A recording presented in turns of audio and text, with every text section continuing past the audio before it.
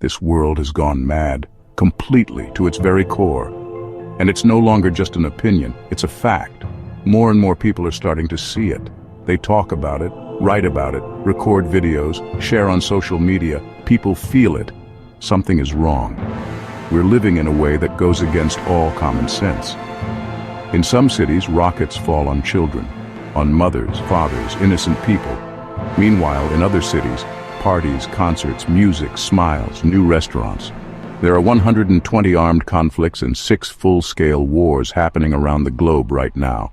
And in places where there's no shooting, life goes on like nothing's wrong. And we've stopped feeling that this is not normal.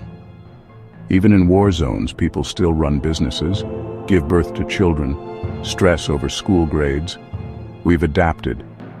We've gotten used to the fact that in the same building, in the same city, some people lie awake at night, unsure how to pay for their child's treatment, while their neighbors are buying yet another luxury car. People die every day, children die of hunger, and yet every single day, tons of good, edible food is thrown away, just to keep prices high.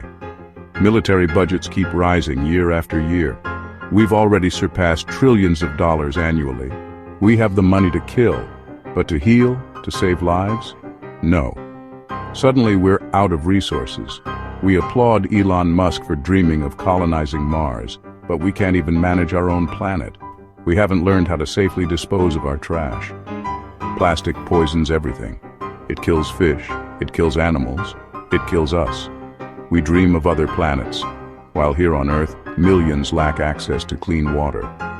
Millions starve, while 1% of the population owns more than half the world's wealth. We're teaching robots to recognize emotions, but we ourselves are feeling less and less. We're training machines to be human, while we're forgetting how to be human ourselves. People die because they don't have money. Life-saving medicine is priced so high that it becomes unreachable for many. Children are dying not because there was no hope, but because their parents couldn't afford to save them. Meanwhile, pharmaceutical companies count billions in profits. And this is just the beginning. I could keep going. The list is endless. But perhaps the biggest absurdity of all is this. We still dare to dream of a bright future for our children. In this same world, a world that is slowly but surely destroying itself. And still, every morning we get up. We drink our coffee. We scroll through the news, headlines filled with disasters, lies, scandals, and we scroll past them. We don't stop. Because stopping would mean feeling, and feeling hurts. So we've learned not to feel. Not too much, not too deep. It's easier that way. We've built emotional firewalls. We look at suffering through screens, filtered, blurred, narrated, so it doesn't pierce too hard, so it feels distant, manageable. But suffering isn't distant. It's not a number or a headline. It's a face, a voice, a story, a mother holding her starving child, a father digging through rubble hoping his son is still alive, a teenager working 3 jobs just to afford insulin. This is real, and it's happening now. While we pretend things are okay enough, but they're not okay. And deep down, we all know it. We feel it in the silence between conversations, in the anxiety we can't quite explain, in the numbness we carry like armor.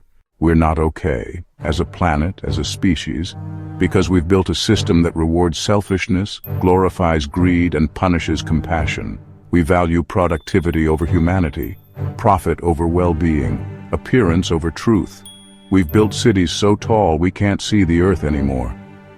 We've built lives so fast we've forgotten how to be still.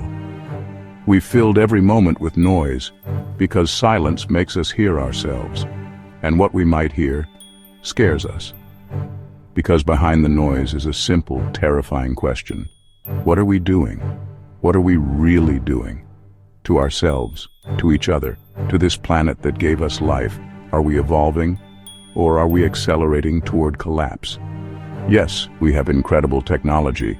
We can cure diseases, connect continents, explore galaxies, but we can't seem to care. We can destroy cities with the press of a button, but we can't look a homeless person in the eye. We chase digital validation, but ignore the real people around us. We film tragedies for content, but won't stop to help. And somewhere along the way, we stopped asking the most important questions. What kind of world are we creating? What values are we passing down? What will our children inherit? Not just land or debt or data, but truth, conscience, direction. Will they inherit the noise, the chaos, the cold machinery of profit at all costs? Or can we give them something more, something real, something human? Because here's the truth no one wants to say. The system isn't broken. It's working exactly as it was designed to. But maybe it's the design that's broken. Maybe it's time we stop trying to fix the surface and start rethinking the foundation. What if progress isn't measured in GDP but in empathy? What if the real currency of life isn't money, but meaning? What if the strength of a nation isn't its army, but how it treats its most vulnerable? What if success isn't climbing higher, but lifting others up with you? We need to ask these questions, even if they're uncomfortable, even if they scare us. Especially if they scare us, because silence won't save us. Denial won't save us. Only truth will. And the truth is, we're at a crossroads. We can continue down this path, faster, louder, emptier, until everything collapses. Or we can pause, breathe, look around, and choose differently. Choose to care, to feel, to rebuild. Not just buildings or economies, but trust, community, purpose. We can raise children who believe in justice, not just competition, who value people over things, who speak up when something is wrong, even when it's hard. It starts small, choosing kindness, listening, giving, turning off the noise, looking someone in the eye, saying, "I see you." Because we all want to be seen, to be heard, to know that we matter, and we do. You do. So don't let this world numb you. Don't let it tell you that your voice doesn't count, that your kindness doesn't change anything, that your pain isn't real. It is real. And in your pain, there is power. In your awareness, there is light. In your heart, even if bruised, even if tired, there is still something beautiful, something worth saving. This world is broken, yes, but so are seeds before they bloom.